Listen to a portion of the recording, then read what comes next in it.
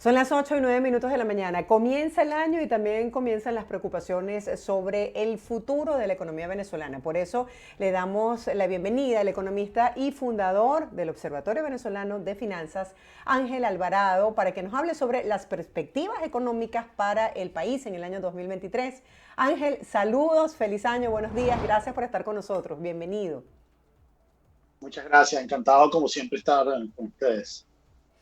Vamos a hablar un poco acerca de las expectativas que hay para este año. Vamos a recordar que la economía venezolana pues cerró en el mes de diciembre pasado con la tasa de inflación más alta de los últimos meses. Quisiera que nos hablaras un poco acerca de cuáles son las expectativas para este 2023. Sí, cerramos la inflación a unos niveles elevadísimos, 305%, la inflación del año 2022, la más alta del mundo. Una aceleración eh, tremenda para el segundo semestre del año. El primer semestre del año tú tenías una inflación que iba cayendo y parecía que podía cerrar el año en 100, por debajo del 100%, la variación de precios. Y para el segundo semestre del año se fue acelerando dramáticamente y no solo cerró por encima de 200%, sino por encima de 300%. Y varios rubros, 9 rubros, de los que se le hace seguimiento en la canasta familiar, por encima de 50% de variación de precios, es decir, ya metidos en la hiperinflación. Eh, entonces, este año cierra negativamente, después de haber tenido un año con ciertos avances, si se puede llamar de alguna manera, como es la salida de la hiperinflación en febrero, tasa de crecimiento de la economía positiva, sin duda alguna. Y eso tiene que ver mucho, lo que explica ese resultado, sobre todo el primer semestre del año, es la invasión de Rusia a Ucrania, Ujú. mejores precios del petróleo, mayores ingresos petroleros, mayor posibilidad de intervenir en el mercado cambiario, usado como ancla cambiaria, es decir, la estrategia para bajar los precios y salir de la hiperinflación era pues mantener fijo el tipo de cambio. Eso implicaba ingresar, invertir una gran cantidad de reservas internacionales para que eso fuese posible. Bueno, para el segundo semestre del año los precios del petróleo fueron bajando y la economía empezó a sentir vulnerabilidad, presiones, y eso llevó a un deslizamiento del tipo de cambio que no pudo ser mantenido. Ángel, háblanos un Entonces, poco, ¿cuáles han sido esos sectores que se han visto afectados por la inflación en el país? todo, porque la inflación es el aumento generalizado de los precios, entonces no es un factor distinto al otro, ¿no? Esa es una pregunta importante. La definición de inflación es aumento generalizado de los precios, o sea, no es que es un precio u otro, es todos. Y eso en el caso de una hiperinflación todavía más. Ahora, los precios que más subieron durante el mes de diciembre fue el rubro vestido y Ujú. calzado, el rubro servicios del hogar, y el rubro que es muy importante, sobre todo para los más pobres en Venezuela, que es básicamente la gran mayoría de la población, el rubro alimentos estuvo en 49%. Entonces eso te dice que esto, bueno, no es que uno sufre más que otro, todos los rubros están sufriendo este fenómeno de la inflación, y lo que te está diciendo es que es un fenómeno de fondo profundo, que no es algo coyuntural, que no es algo de un sector u otro, que es una especulación de un sector u otro, porque también los servicios públicos han venido creciendo muchísimo en el último trimestre del año, que además son productos cuyos precios son colocados desde la regulación estatal.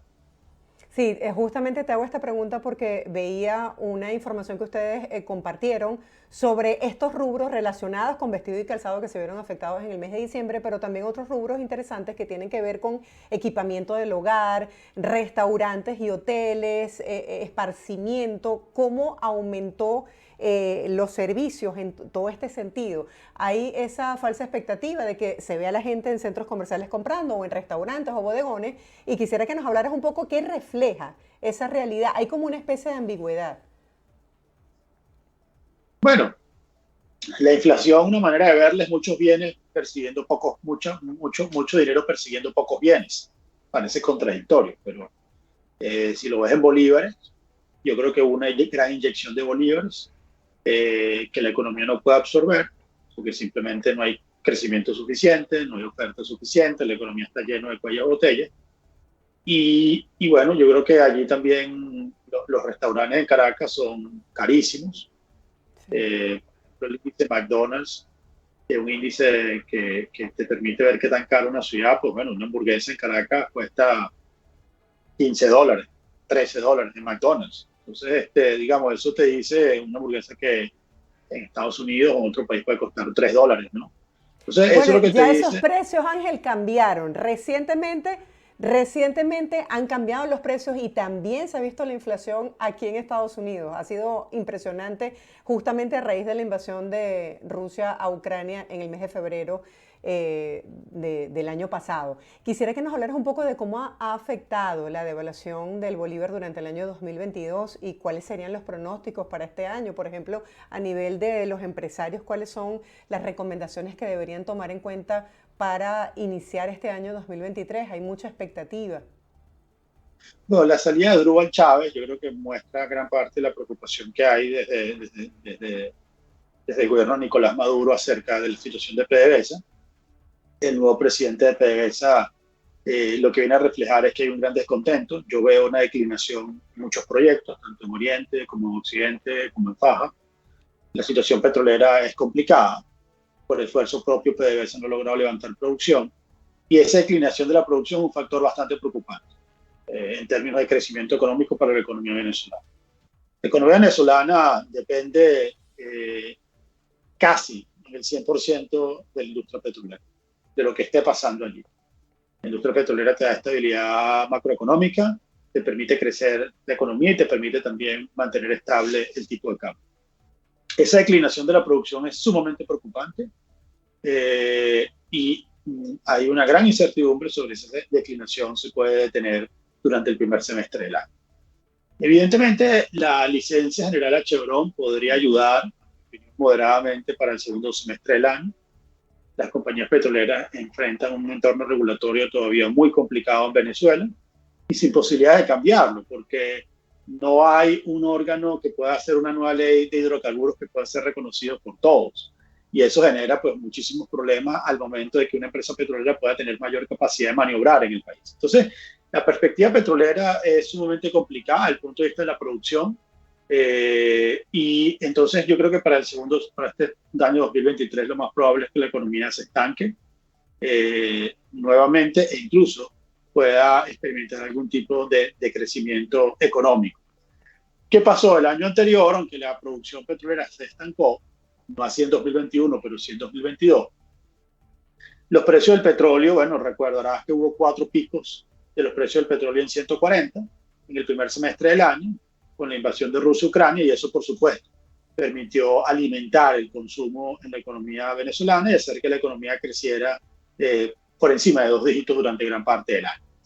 Para este año, los precios del petróleo no parece que vayan a tener esos niveles estratosféricos que se tuvieron en el año 2022, que fueron unos años excepcionales desde el punto de vista del petróleo.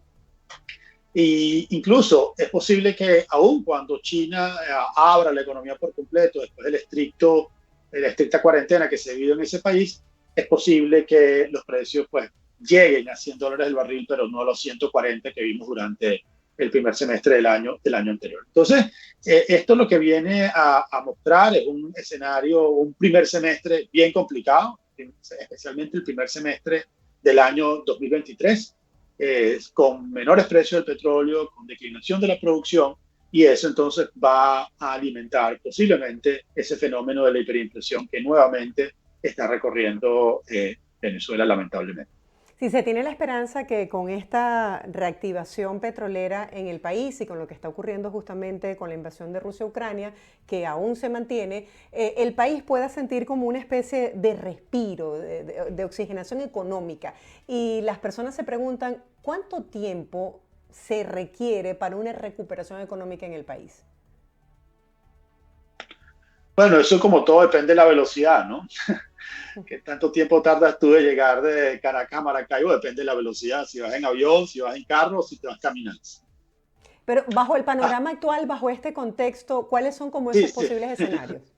sí, sí, claro, pero la respuesta era que hacer ese contexto para hacerla accesible a todos, ¿no? Ujú.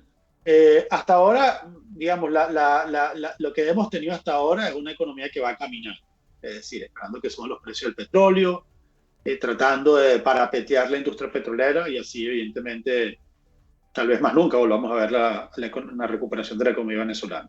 Digamos. Puede ser nunca, eso es una posibilidad.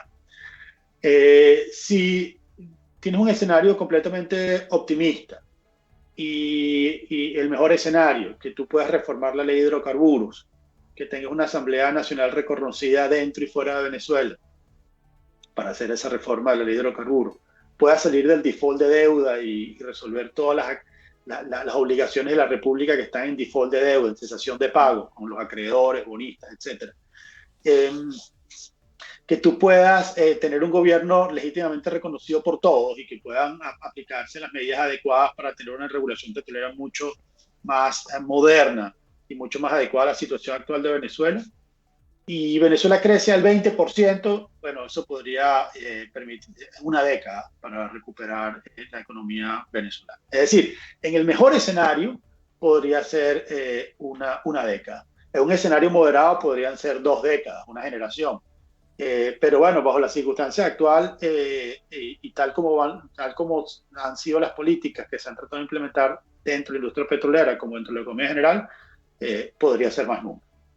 ¿Cómo afecta la política la situación de inestabilidad que pueda tener la economía venezolana? Vemos que a partir de esta semana se reanudan las protestas de algunos gremios, como es el sector educación en la calle. Algunos han llegado a decir que de continuar esta situación ellos podrían establecer un paro a nivel nacional. Están haciendo ese estudio, pero ¿cómo la política puede afectar el tema económico y cómo lo vive la gente en la calle? Bueno, yo espero que los sindicatos esta vez logren tener el nivel de organización y de fortaleza para evitar una hiperinflación y evitar bueno, que pierdan dramáticamente su modo de vida, en este caso el salario, ¿no? En la anterior hiperinflación eso no se pudo, no lograron organizarse lo suficiente y se los llevó por delante la ola hiperinflacionaria. Creo que este caso es distinto y creo que es un factor positivo. Ahora, el problema político no está allí, el problema político se maneja a otro nivel. Creo que la presión de calle es fundamental, que no ha habido, que no hubo durante los últimos años, sobre todo de los sectores sindicales, gremiales y de las personas que sufren el flagelo de la hiperinflación. Pero bueno, hace falta un acuerdo político a otro nivel, como bien sabemos, mientras Venezuela siga aislada sin una institucionalidad reconocida en el mundo, es muy complicado que Venezuela pueda salir adelante o pueda salir de la situación en la cual está actualmente. El precio del dólar, Ángel, del Banco Central de Venezuela, pues cada día aumenta más. ¿Cuántos salarios mínimos necesita, por ejemplo, un trabajador venezolano para poder adquirir la canasta alimentaria? ¿Y actualmente se gana el salario mínimo en Venezuela?